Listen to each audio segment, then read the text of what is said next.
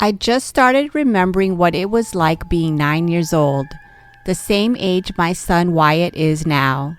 He's my only kid and he's a gentle and curious boy, which is why I worry this whole thing is about to go horribly wrong.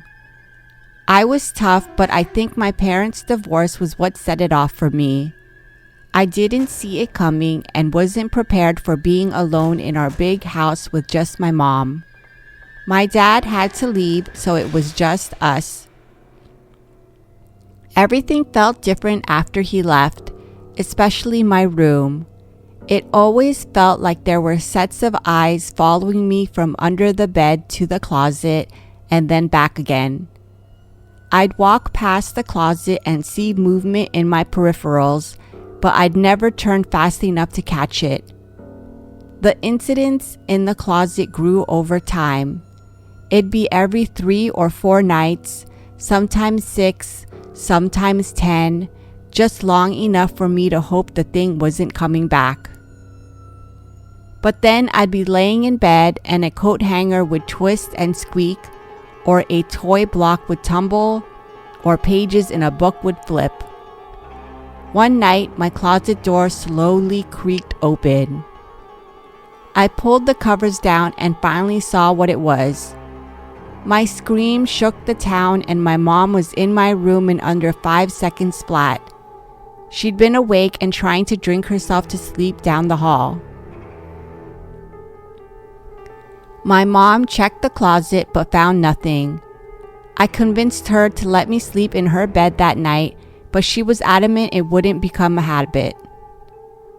I knew I couldn't stay in my room anymore and didn't really want to stay in the house, but I didn't like the idea of that thing in my room or near my mom. So the next night I made a plan and spent the whole day preparing. It was shortly after midnight when my closet door creaked open. A tall, impossibly long-limbed figure ducked out from under the frame of the closet and into my room.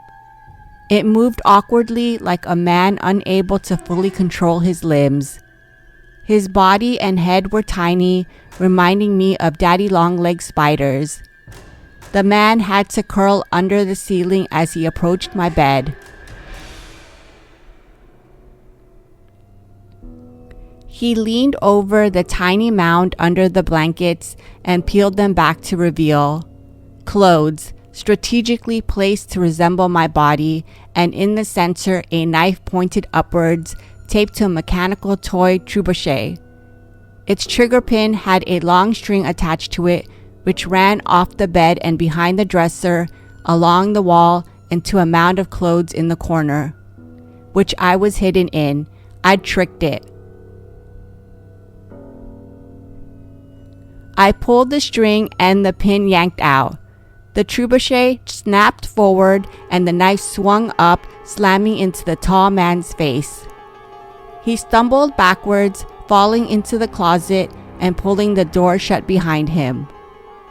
I climbed out of my hunting blind with a hockey stick I taped a flashlight to and another one of my mom's knives to the end of.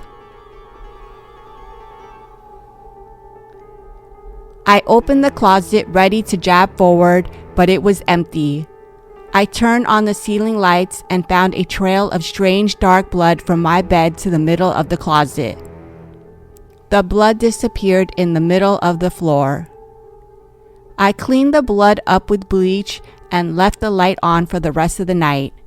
Then I moved to the second part of my plan.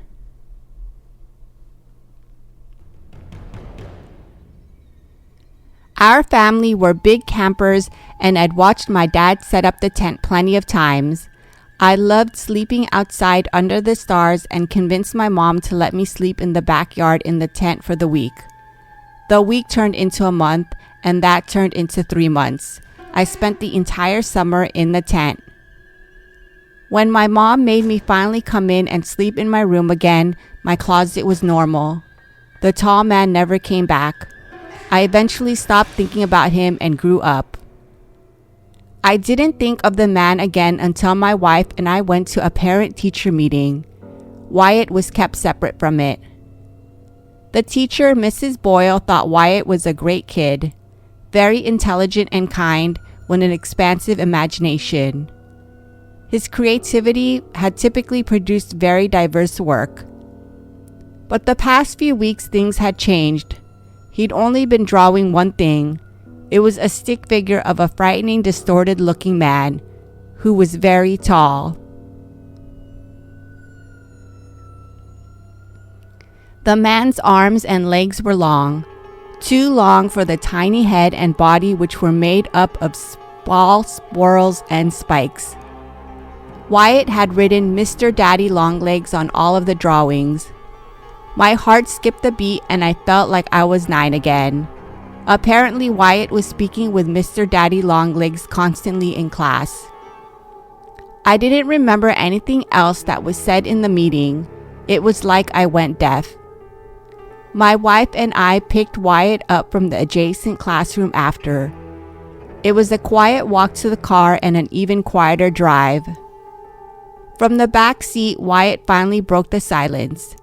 He asked if Mrs. Boyle brought up the drawings.